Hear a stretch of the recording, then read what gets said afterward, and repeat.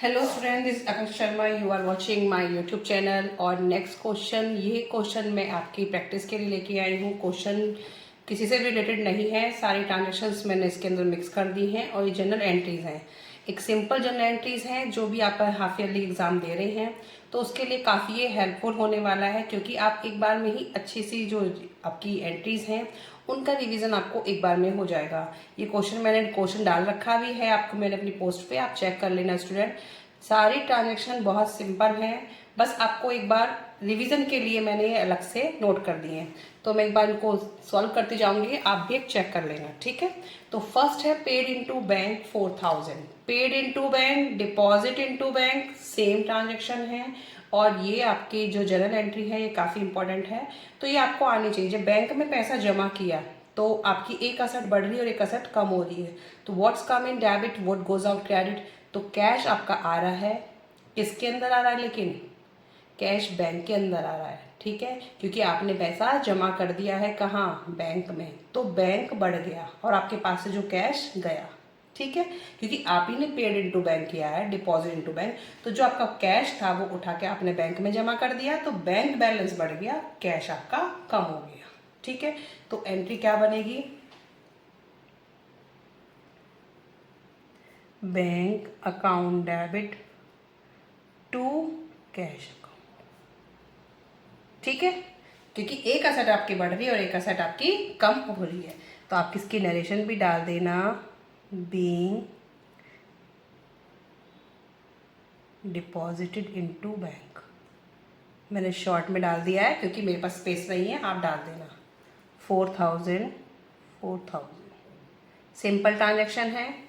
Paid income tax 6000। Next है, तो paid income tax है, तो ये क्या हो जाएगा, ये पर्सनल हो जाती है इनकम टैक्स, इसका बिजनेस से कोई कनेक्शन नहीं है, कोई इसका मतलब नहीं है। तो ये इनकम टैक्स, क्योंकि आप अपनी सैलरी पे जो भी आपकी इनकम हुई है आप उस पर पे करेंगे, ठीक है। तो बिजनेस के पॉइंट ऑफ व्यू से ये आपके अलग हो जाता है। तो इनकम टैक्स जब भी आ जाएगा तो वो क्या हो जाएंगी, वो पर्सनल हो जाएंगी। और पर्सनल चीज़ें किस में जाती है, ड्राइंग्स में। तो इसे लिखेंगे आप ड्राइंग अकाउंट डेबिट टू कैशिया बैंक, जिसके भी थ्रू पेमेंट किया गया हो, ठीक है। Being paid income tax 6000,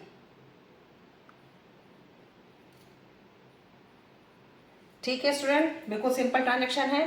receive a cheque from Naresh 1000, एक चेक रिसीव हुआ है नरेश से, ठीक है। अब उसकी डिपोजिशन की कोई इन्फॉर्मेशन नहीं है, लेकिन अगर इसके साथ ही कोई भी डिपोजिशन की भी अलग से आएगी तो आप जब भी चेक रिसीव होगा और उसकी डिपोजिशन की सेकेंड डेट पे दे रखा होगा तो आप क्या करेंगे, cheque in hand account debit to, who is the giver, Naresh, for being received a check from Naresh. मेरे पास उतना स्पेस नहीं है स्टूडेंट, आप नरेशन जरूर डाल देना। नरेशन बिल्कुल सिंपल होती है, एक ब्रीफ होता है, आपने जो भी ट्रांजेक्शन की है 1000, ठीक है। Paid life insurance premium, simple insurance premium तो ये पर्सनल नहीं होता, क्योंकि इंश्योरेंस आपने करा रखा है किसी भी का, तो वो पर्सनल नहीं है। बट अगर लाइफ इंश्योरेंस प्रीमियम है तो वो आपका पर्सनल हो गया, उससे बिजनेस से उसका कोई भी रिलेशन नहीं है, कोई भी कनेक्शन नहीं है। क्योंकि बिजनेस के पॉइंट ऑफ व्यू से अगर आप पर्सनल अपना लाइफ इंश्योरेंस करा रहे हैं तो वो आपका अपना पर्सनल है, उससे बिजनेस से कोई मतलब नहीं है। और जहां भी पर्सनल बातें होती हैं वो क्या हो जाएंगी, ड्रॉइंग्स, ठीक है। तो सेम एंट्री हो जाएगी इसकी भी, ड्राइंग अकाउंट डेबिट टू कैशिया बैंक अकाउंट, ठीक है। अमाउंट है आपका 5000,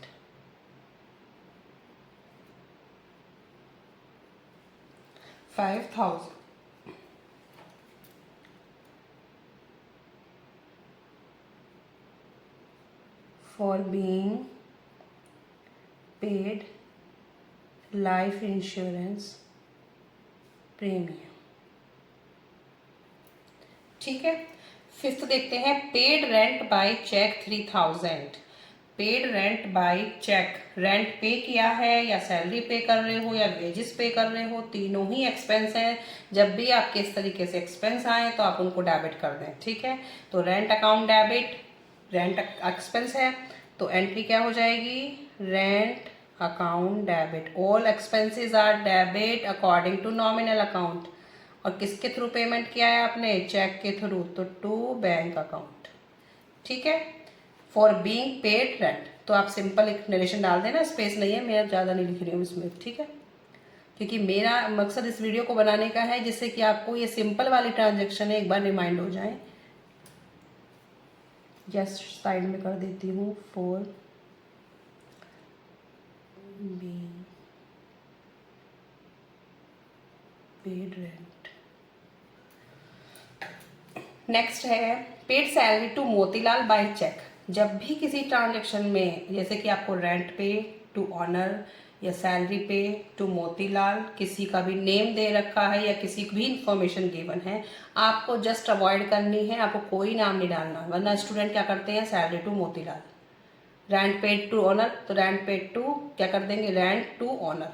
तो ये इस तरीके के, रेंट पेड टू लैंडलॉर्ड, तो लैंडलॉर्ड को रेंट टू लैंडलॉर्ड कर देते हैं स्टूडेंट। तो आपको वो लैंडलॉर्ड या किसी का नाम है, रेंट, सैलरी, वेजेस, तीनों में इनमें नाम वगैरह को अवॉइड कर देना है। सिंपल एंट्री बनानी है, बस ये ध्यान रखना है कि चेक के थ्रू किया है तो टू बैंक, अदरवाइज कैश के थ्रू। तो salary paid to Motilal by cheque, तो मोतीलाल अवॉइड है, इसमें कुछ नहीं करना आपको। सैलरी एक्सपेंस है फर्म का, सैलरी अकाउंट डेबिट टू, किसके थ्रू किया है, चेक के, तो टू बैंक अकाउंट, ठीक है। मोतीलाल का कोई काम नहीं है यहाँ पे। For being paid salary by cheque, amount है आपका सैलरी का 6000। बहुत ही सिंपल ट्रांजैक्शन है, लेकिन कॉम्प्लिकेटेड क्यों हो जाती हैं, क्योंकि सैलरी पेड टू मोतीलाल, तो students confuse, salary to Motilal, ये एंट्री पास कर देंगे। तो आपको नाम को अवॉइड करना है, रेंट की एंट्री में, सैलरी एंट्री में और वेजेस की एंट्री में। तीनों ही ऐसे एक्सपेंस हैं जो आपको कैश या चेक के थ्रू पेमेंट करना है, ठीक है। Salary due to clerk 9000, salary due to clerk, अब क्या है, ये आउटस्टैंडिंग है जो पे नहीं किया, तो सैलरी तो एक्सपेंस है, उसको एज इट इज रखो, salary account debit to outstanding salary, ठीक है। आउटस्टैंडिंग क्या होता है, ड्यू बट नॉट पेड, तो आपने पे नहीं किया, 9000। क्लर्क का कोई नाम नहीं आएगा,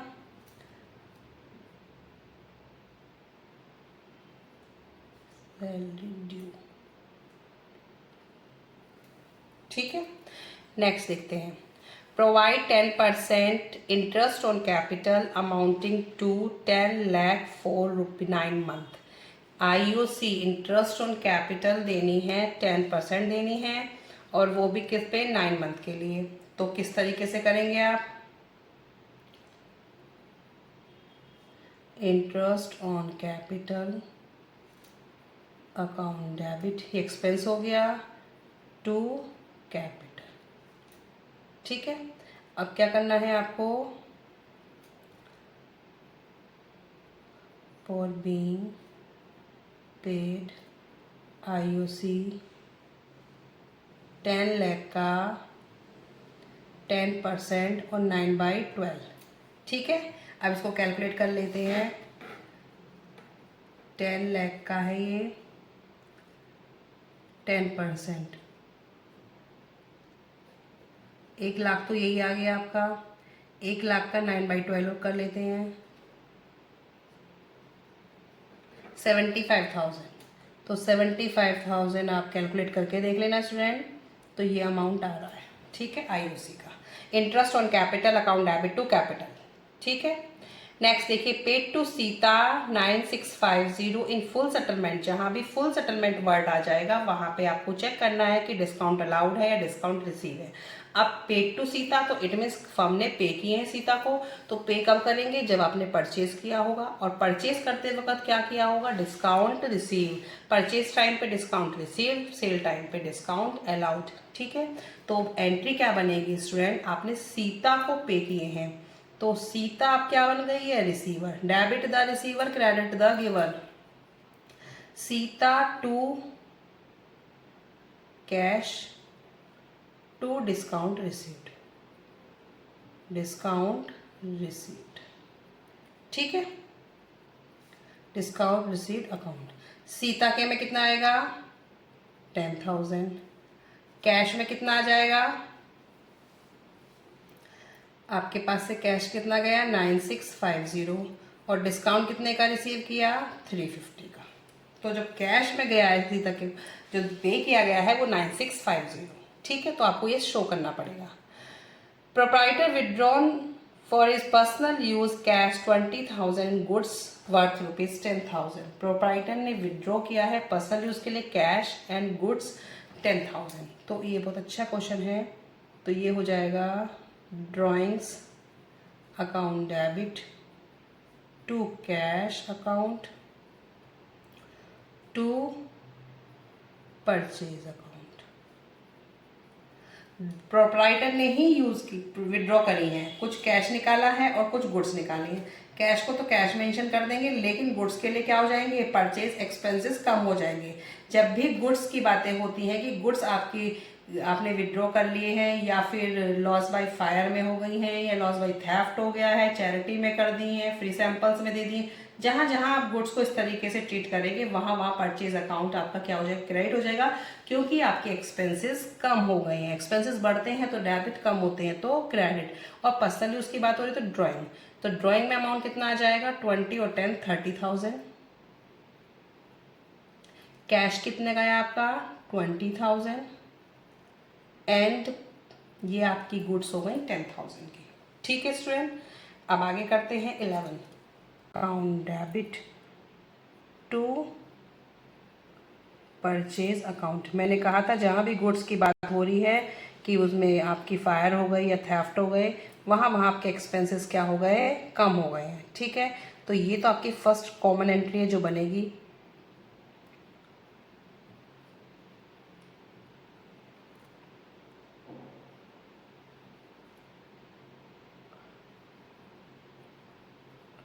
डिस्ट्रॉय बाय फायर, ठीक है। अमाउंट है 1 लाख। तो ये तो आपकी फर्स्ट ट्रांजेक्शन हो गई। अब इसी में इंश्योरेंस कंपनी ने क्लेम एक्सेप्ट किया,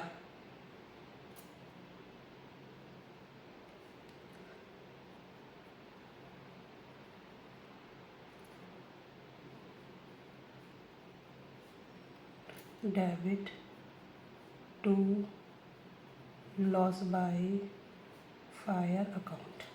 इंश्योरेंस कंपनी ने क्लेम एक्सेप्ट किया, तो उसने क्लेम एक्सेप्ट किया तो डेबिट द रिसीवर, ठीक है। क्लेम उसने एक्सेप्ट किया तो वो रिसीवर हो गई है, और जो अकाउंट आपने खोला था वो क्या हो गया, ऑफ हो गया। डेबिट में खोला था, क्लोजिंग उसका हो गया, उसकी जस्ट उसका क्या हो जाता है कि कहते हैं कि जो अकाउंट खोलते हैं हम डेबिट में तो क्लोज होगा वो किस में, क्रेडिट में, ठीक है। अपोजिट साइड में वो हमेशा क्लोज होता है। For being claim accepted by insurance company, ठीक है। इसमें भी आपका इतना ही अमाउंट आ जाएगा। अब थर्ड एंट्री है अमाउंट रिसीव्ड की। ये क्लेम एक्सेप्ट की है, ये अमाउंट रिसीव की। अब अमाउंट रिसीव क्या किया है आपने, ठीक है। अब उसको चेक करते हैं। कैश अकाउंट डेबिट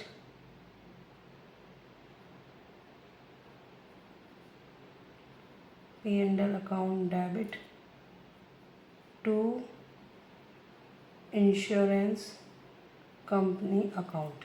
कैश में कितना आया है 60% दिया है, बस कितने का था 1 लाख का, तो इट मीन्स 60,000, 40,000 एंड 1 लाख का क्लेम था।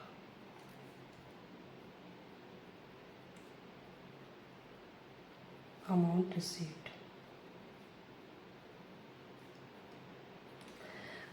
Cash account debit, profit and loss account debit. अब जो अमाउंट नहीं आया है 40,000 का उसे हम कहाँ दिखाएंगे, जब प्रॉफिट एंड लॉस अकाउंट बनाएंगे वहां पे उस अमाउंट को दिखा देंगे कि 40,000 रिकवर नहीं करा है, वो हम उस नुकसान में रह गए हैं। कि क्लेम एक्सेप्ट कितना किया था उसने, ओनली 60,000 का ही क्लेम उसने हमें दिया है फर्म ने। नुकसान हमें 1 लाख का हुआ है, लेकिन जो इंश्योरेंस कंपनी वो 60% पे कर रही है, तो 60,000 तो जो मिल गया है what's come in debit cash में, जो नहीं मिला वो P&L के डेबिट साइड में दिखाया जाएगा। और इंश्योरेंस कंपनी पहले रिसीवर थी क्योंकि आपका क्लेम एक्सेप्ट किया है, अब वो आपको पैसा दे रही है, गिवर हो गई है, ठीक है। तो इंश्योरेंस कंपनी को आपने क्या कर दिया, क्रेडिट कर दिया है इधर इस साइड 1 लाख से। तो तीनों ही ट्रांजेक्शन आपकी इससे हैं। इसकी प्रैक्टिस जरूर करें, अच्छा क्वेश्चन है, इस तरह के क्वेश्चन पेपर में आ जाता है। नेक्स्ट देखते हैं, Rahul who owed us 20,000 became insolvent. Rahul पे हमारे कितने पैसे हैं, 20,000 है, लेकिन उसने अपने आप को क्या कर दिया है, इंसॉल्वेंट, उसके पास कुछ भी पैसा नहीं है। And the final dividend of 60 paisa in rupee is received from his estate by check.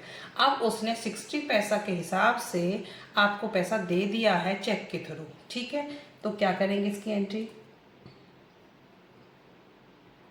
Check के थ्रू दिया है तो बैंक अकाउंट डेबिट, जो नहीं दिया है उसे आप डाल देंगे बैड डेब्ट अकाउंट डेबिट। और who is the giver, Rahul.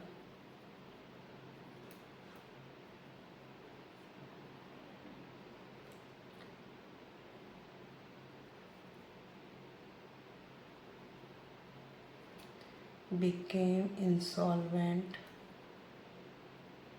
and final dividend of 60 पैसा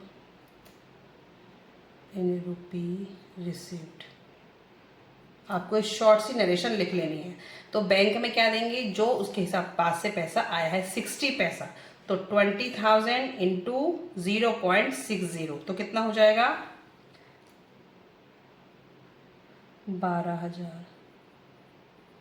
बैड डेब्ट 8,000 और ये 20,000, ठीक है।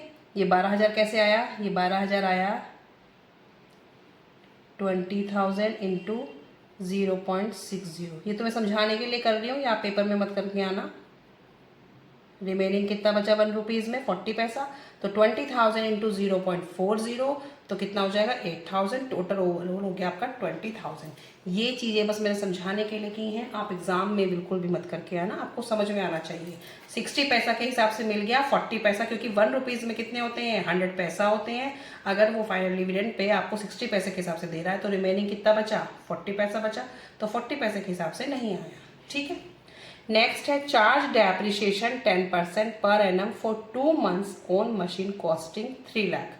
3 लाख पे 10% एंड 2 मंथ्स के लिए डेप्रिसिएशन है। डेप्रिसिएशन फर्म के लिए क्या हो जाता है, लॉस ही हो जाता है। डेप्रिसिएशन अकाउंट डेबिट टू किस पे लगा है, मशीनरी पे, ठीक है।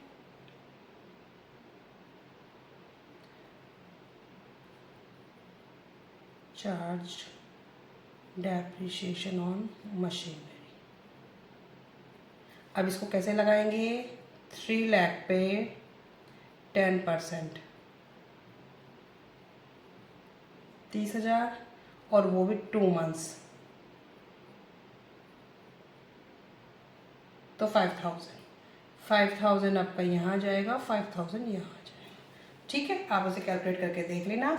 डेप्रिसिएशन अकाउंट डेबिट पूरा लिख के आना, मैंने शॉर्ट में कर दिया थोड़ा। अब आगे देखो, 20,000 due from Rohit are now bad डेब्ट। 20,000 रोहित पे ड्यू थे, कि हमने उसे कुछ माल बेचा था, उस पर ड्यूज थे, लेकिन अब वो बैड डेब्ट हो गया, वो पैसा नहीं देगा, पैसा पूरा का पूरा डूब चुका है। तो क्या लिखेंगे आप, बैड डेब्ट account debit to Rohit,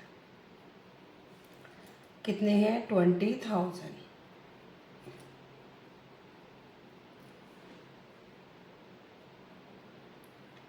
dues from Rohit